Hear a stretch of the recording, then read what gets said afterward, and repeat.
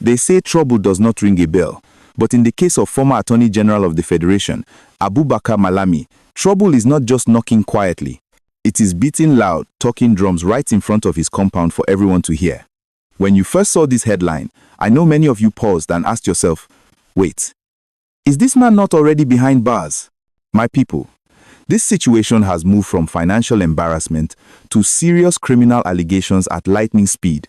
This morning, January 12, 2026, we are receiving multiple reports described as confirmed by security sources, suggesting that while Malami is still struggling to meet his bail conditions over alleged money laundering, a fresh and more dangerous issue has surfaced. According to these reports, operatives of the Economic and Financial Crimes Commission, the EFCC, carried out a raid on his country home in Kebbi State and made a shocking discovery. They allegedly uncovered a stockpile of arms and ammunition. Yes, you heard that clearly. Guns, not one or two, but a quantity that has raised serious concern within security circles. We are going to break down everything that reportedly happened during this raid in Birnin Kebbi. We will also explain why the EFCC, almost immediately, had to hand over this particular aspect of the case to the Department of State Services, DSS. And we will talk about the terrifying reality Malami may now be facing, even if he manages to raise his 500 million naira bail today. Sources say DSS operatives are already positioned and waiting at the gate of Kuje Correctional Center to pick him up for questioning over alleged illegal possession of firearms. If you want to understand how a former chief law officer of the Federation has suddenly become a subject of an arms investigation, please help us by smashing that like button right now. It helps this channel, Ehco Report, to continue exposing stories many people want hidden. And if you are not yet a subscriber, click that subscribe button and turn on your notification bell. You need to stay with us as we track every twist in this high-profile drama. Now, let's get into the details of this shocking development. You will recall that, just last week, a federal high court in Abuja ordered the interim forfeiture of 57 properties allegedly linked to Malami and his sons. We are talking about hotels, shopping plazas, luxury mansions scattered across Abuja, Kano, and Kebbi State. The EFCC has been digging deep into his financial dealings and asset portfolio. But during one of their routine searches at his residence in Kebbi State, detectives reportedly stumbled upon something completely unexpected. They were searching for documents, financial records, and possibly cash. But instead, they allegedly found a cache of arms and ammunition hidden within the property. This discovery reportedly changed the entire direction of the investigation. Here is where the legal twist comes in. The EFCC is empowered by law to investigate and prosecute financial crimes, such as money laundering, fraud, and bribery. However, cases involving illegal firearms fall outside their jurisdiction. That responsibility belongs to the DSS and the Nigeria Police Force.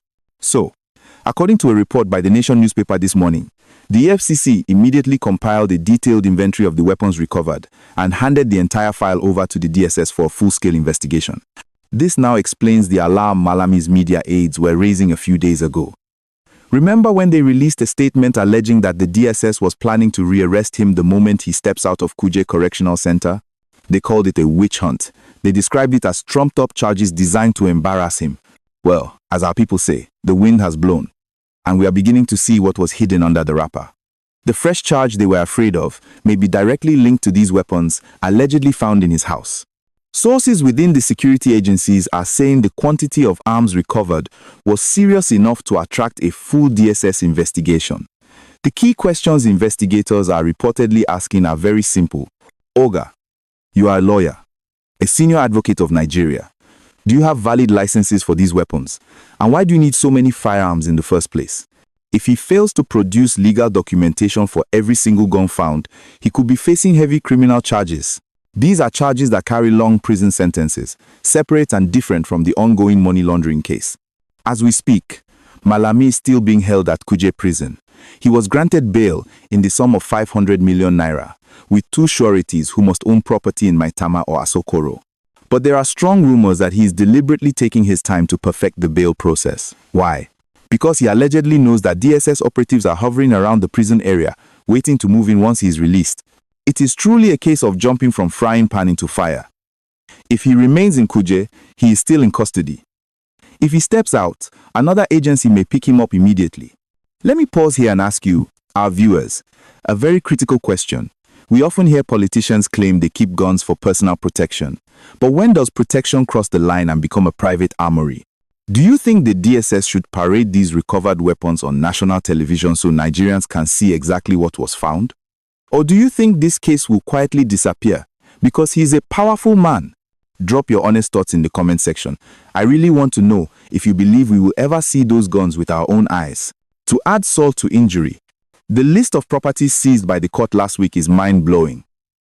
We are talking about a private university, multiple hotels, filling stations, and commercial buildings. The government is arguing that these assets were purchased using proceeds from unlawful activities. Malami has denied all allegations, insisting he was already wealthy before he became a minister. But with this new arms angle, public sympathy is fading very fast. It is also important to note that the current administration appears determined to send a strong message with this case. The signal being sent to former officials is clear. Your immunity has expired. The collaboration between the EFCC and DSS in this matter, where one agency hands evidence over to another, shows a level of coordination we rarely witness in Nigeria. As this story continues to unfold, residents of Kebbi State are in shock. Malami is a powerful figure there, and news that his home was raided and weapons were allegedly recovered is the biggest topic on everyone's lips. People are watching closely to see if the DSS will issue an official statement confirming any rearrest once he steps out of Kuje Prison. If you found this update explosive and you truly want to see justice served no matter who is involved, please smash that like button. Let's push this video to 10,000 likes to show the authorities that Nigerians are watching. And if you are not yet a subscriber to Ehco Report, do it now. We will be tracking every movement at the Kuje Prison gate and bringing you verified updates as soon as anything happens.